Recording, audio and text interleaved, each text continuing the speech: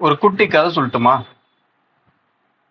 நீங்க உங்களுக்கு முன்னாடி ஓடிட்டு இருக்க ஒருத்தரை ஜெயிக்கணும் அப்படின்னா நீங்க அவரை விட வேகமா ஓடணும். அப்படி இல்லை அப்படின்னா அவரோட வேகம் குறைஞ்சாவே போதும், உங்களால வின் பண்ண முடியும். இதே தான் ஆப்ஷன்ஸ் மார்க்கெட்லயும். ஒரு கால் ஆப்ஷன் புட்டை வின் பண்ணணும் அப்படின்னா கால் வேகமா ஓடணும்னு அவசியம் கிடையாது. புட்டோட டே லோ பிரேக் ஆகி புது புது லோ வந்துகிட்டு இருந்தது அப்படின்னாவே கால் ஆப்ஷனால வின் பண்ண முடியும். டிஸ்க்ளைமர்: இந்த சேனலில் பகிரப்படும் அனைத்து தகவல்களும் கல்வி மற்றும் அறிவு பகிர்வுக்காக மட்டுமே. இங்கு நாங்கள் யாரையும் பங்கு சந்தையில் வர்த்தகம் செய்ய ஊக்குவிக்கவில்லை. இங்கு பகிரப்படும் அனைத்து தகவல்களும் எங்களின் தனிப்பட்ட கருத்து. மிக முக்கியமாக, நான் செபியில் பதிவு செய்யப்பட்ட ஆலோசகர் அல்ல. Hi, hello, welcome back to our channel options master guide. இப்போ நீங்க வீடியோ தொடங்குறதுக்கு முன்னாடி ஒரு ஷார்ட்ஸ் ஒன்று பார்த்துருப்பீங்க. எக்ஸாக்டா அந்த ஷார்ட்ஸ்ல நாம என்ன சொல்லியிருந்தோமோ அதே விஷயங்கள் தான் நேத்து நடந்திருந்தது. இது நாம நிஃப்டிக்கு நேத்து கொடுத்திருந்த லெவல்ஸ். நேத்து மார்க்கெட்ல என்ன நடந்திருந்தது அப்படின்றத கிளியரா கவனிச்சு உங்களுக்கு தெரிஞ்சிருக்கும். அந்த ஷார்ட்ஸ்ல சொல்லியிருந்த மாதிரி கால் ஆப்ஷனோட லோ பிரேக் ஆகிக்கிட்டே இருந்தது. காலோட லோ பிரேக் ஆகிக்கிட்டே இருக்கும் பட்சத்துலதான் புட்டு ஜெயிக்கிறது ஈஸி ஆயிடுச்சு. இந்த இடத்துல ஒரு 3 மணிக்கு ஒரு சின்ன மூவ்மெண்ட் கொடுத்துருப்பான். அதுலயே புட்டோட பிரீமியம் நல்ல வேகமா இன்க்ரீஸ் ஆயிருக்கும். அதுக்கு ரீசன் பாத்தீங்க அப்படின்னா காலோட லோ பிரேக் ஆகிட்டே இருந்ததுதான் மார்க்கெட்ல முக்கியமான ரீசன். ஆப்ஷன் செயினை பொறுத்தவரை நீங்க பிரீமியத்தை பேஸ் பண்ணி மார்க்கெட்டை பாத்தீங்கன்னா அதுதான் முக்கியமான விஷயம். நாம கொடுத்திருந்த இந்த லெவல்ஸ் பாருங்க. மார்க்கெட் பாசிட்டிவ்ல ஓபன் பண்றான். ப்ரீவியஸ் டே க்ளோஸ் பிரைஸை பிரேக் பண்ணி கீழே வரான். திரும்ப மேலே வந்து ப்ரீவியஸ் டே க்ளோஸ் பிரைஸ்ல ரிஜெக்ட் ஆகிறான். ரிஜெக்ட் ஆனவன் டைரக்டா நம்மளோட S1 அங்க வந்து சப்போர்ட் எடுத்தவன் நம்ம S1க்கும் ப்ரீவியஸ் டே லோக்கும் நடுவுல மாட்டிக்கிட்டான். அங்கவே ஒரு நல்ல ஒரு சைட்வேஸ் போயிட்டான். நல்ல ஒரு சைட்வேஸ் போயிட்டு மார்க்கெட் முடிய போற இந்த இடத்துல பாத்தீங்க அப்படின்னா 250 அந்த ரேஞ்சில் பாத்தீங்க அப்படின்னா நம்மளோட S1ல இருந்து மேல வரான். Previous day close price previous day லோவை ரீச் பண்றான். இந்த இடத்துல ரீச் பண்ணும்போது என்ன நடந்திருக்கணும் அப்படின்னா, இங்க மார்க்கெட் ப்ரீவியஸ் டே க்ளோஸ் பிரைஸ்க்கு கீழே வந்துருச்சு. புட் ஆப்ஷன் எல்லாம் அவனோட க்ளோஸ் பிரைஸ்க்கு மேல இருந்திருக்கணும். மார்க்கெட் இந்த ஃபர்ஸ்ட் ஸ்விங்ல இங்க வந்து ரீச் பண்ணும்போது புட் ஆப்ஷன் எல்லாம் ப்ரீவியஸ் டே க்ளோஸ் பிரைஸ்க்கு மேல இருப்பான். ஆனா இங்க போன சைடுவேஸ்ல எல்லா புட் ஆப்ஷனும் ப்ரீவியஸ் டே க்ளோஸ் பிரைஸ்க்கு கீழே வந்திருப்பான். கால் புட்டு ரெண்டு பேரும் நெகட்டிவ்ல ட்ரேட் ஆகிட்டு இருப்பான். நல்ல ஒரு சைட்வேஸ் மூவ்மெண்ட்ல பிரீமியம் டிகே மட்டும் நடந்துகிட்டே இருந்தது. ஆனா இங்க இருந்து இந்த இந்த ஒரு சின்ன ஸ்விங், இந்த ஒரு 4 கேண்டில்ல பாத்தீங்க அப்படின்னா புட் ஆப்ஷன் ப்ரீவியஸ் டே லோவல்ல வந்து ரிஜெக்ட் ஆகிற அதே நேரத்துல இந்த இடத்துல இருக்கும் போதெல்லாம் ப்ரீவியஸ் டே க்ளோஸ் பிரைஸ்க்கு கீழே இருந்த புட் ஆப்ஷன் மார்க்கெட் இந்த 3 மணிக்கு ப்ரீவியஸ் டே லோவை ரீச் பண்ணும்போது ப்ரீவியஸ் டே க்ளோஸை விட அதிகமா ட்ரேட் ஆயிட்டு இருக்கான்.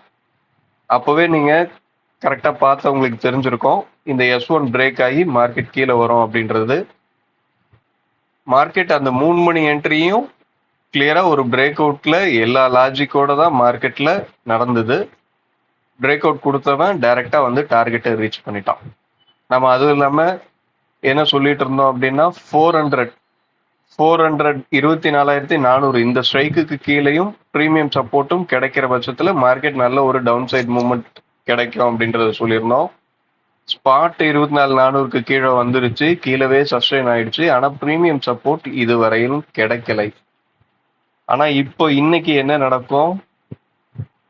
நம்ம இந்தியன் ஆர்மி ஆல்ரெடி ஆபரேஷன் சிந்தூரை லான்ச் பண்ணியாச்சு. இன்னைக்கு விடிய காலையிலேயே மார்க்கெட் இப்போ 24,400க்கு கீழே தான் இருக்கு.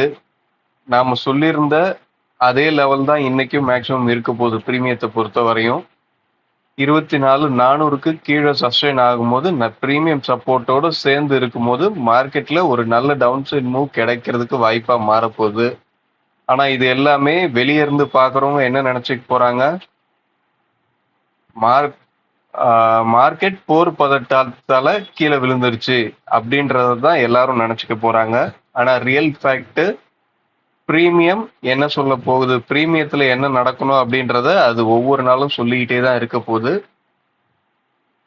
இன்னைக்கு என்ன நடக்குது அப்படின்றத பிரீமியத்துல வாட்ச் பண்ணுங்க. நியூஸ் பேஸ் பண்ணிலாம் ட்ரேட் பண்ணாதீங்க. ஓகே, இப்போ இதெல்லாம் ரிமூவ் பண்ணிட்டு இன்னைக்கு உண்டான லெவல்ஸ் என்ன சொல்லுது அப்படின்றத பார்ப்போம். இன்னைக்கு உண்டான லெவல்ஸ் எடுத்துட்டு வரேன். ஓகே, இன்னைக்கு உண்டான லெவல்ஸ் மார்க் பண்ணியாச்சு.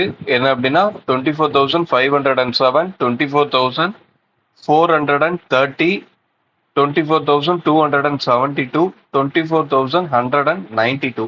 இதுதான் இன்னைக்கு உண்டான லெவல்ஸா நாம எடுத்திருக்கிறது. பிரீமியத்தை பொறுத்தவரையும் பார்த்தீங்க அப்படின்னா அதே 400, 24,400 இந்த ஸ்ட்ரைக்குக்கு கீழேயும் பிரீமியம் சப்போர்ட்டும் கிடைக்கிற பட்சத்துல மார்க்கெட்ல டவுன் சைட் மூவ்மெண்ட் நல்லாவே எதிர்பார்க்கலாம். அதே நேரத்துல மார்க்கெட் 24,400க்கு மேலையும் பிரீமியம் சப்போர்ட்டும் கிடைக்கிற பட்சத்துல மார்க்கெட்ல அப்சைட் மூவ்மெண்ட்டும் எதிர்பார்க்கலாம். ஓகேவா, இந்த 24,400 ஸ்ட்ரைக்கு தான் இன்னைக்கு முடிவு பண்ண போது மார்க்கெட் என்ன ட்ரெண்ட் அப்படின்றத. மார்க்கெட் 400க்கு மேல இருக்கிறதும் 400க்கு கீழே இருக்கிறதும் பிரீமியம் சப்போர்ட்டை பேஸ் பண்ணி தான் நடக்கும். மார்க்கெட் 400க்கு கீழே சஸ்டெயின் ஆகி கீழே ஃபால் ஆயிடுச்சு அப்படின்னா போர் பதட்டம் அப்படின்னு. மார்க்கெட் 24,400க்கு மேல சஸ்டெயின் ஆகி ஒரு நல்ல ட்ரெண்ட் கிடைச்சிருச்சு அப்படின்னா உங்களுக்கு இந்தியாவை பொறுத்தவரையும் இது ஒரு பாசிட்டிவ் நியூஸ் அப்படின்னு சொல்லி மார்க்கெட் அதை பாசிட்டிவா எடுத்து மேலே போயிடுச்சு அப்படின்னு சொல்லி நியூஸ்ல போட்டுருவாங்க. நியூஸ் எல்லாம் எதுவும் நம்பி ட்ரேட் பண்ணிட்டு இருக்காதீங்க. பிரீமியம் என்ன சொல்லுது அப்படின்றத பார்த்து முடிவெடுங்க. அதே மாதிரி ஏடிஎம்ல பிரைஸ் பார்த்தீங்க அப்படின்னா வெறும் 80 பாயிண்ட் தான் வச்சிருக்கான். 80 பாயிண்ட். இந்த 80 பாயிண்ட் நாளைக்கு சாயந்தரம் 3:30 மணி வரையும் தாங்கணும். ஏடிஎம்மோட ஆவரேஜ் பிரைஸ் 80 தான் இருக்கு. 80க்கும் குறைவா தான் இருக்கு. 78 தான் இருக்கு கரெக்டா சொல்ல போனா. லைவ் மார்க்கெட்ல இந்த பிரீமியம் இன்னமும் டிகே ஆக ஆரம்பிச்சது அப்படின்னா நேத்து மாதிரி எந்த ஒரு மூவ்மெண்ட்டும் இல்லாம சைடுவேஸ்குள்ள போகிற வாய்ப்பாகவும் மாறிடும். இந்த பிரீமியத்துல கொஞ்சமாவது அப்ரிசியேஷன் கிடைக்கணும். அதாவது மார்க்கெட் தொடங்கி ஒரு